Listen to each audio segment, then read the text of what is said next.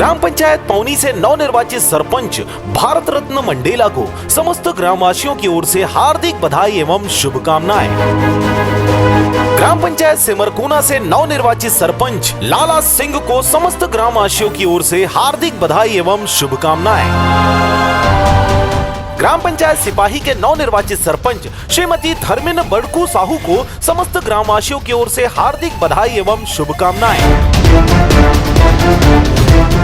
Jail से निकलते ही देवेंद्र यादव पर एक और एफआईआर। उधर परिवार के साथ दिल्ली में राहुल गांधी से कर रहे हैं मुलाकात। जी आपको बताएं कि बलौदाबाजार आगजनी कांड में जेल में पिछले 6 माह से सेंट्रल जेल रायपुर में बंद भिलाई विधायक देवेंद्र यादव को सुप्रीम कोर्ट ने जमानत दे दी थी। उन्हें जेल से बाहर निकलने पर उनका स्वागत करने के लिए उनके समर्थकों सैकड़ों की संख्या में सेंट्रल जेल के बाहर जमा हो गए थे। यहाँ देवेंद्र यादव ने भी समर्थकों के साथ हुंकार भरी थी।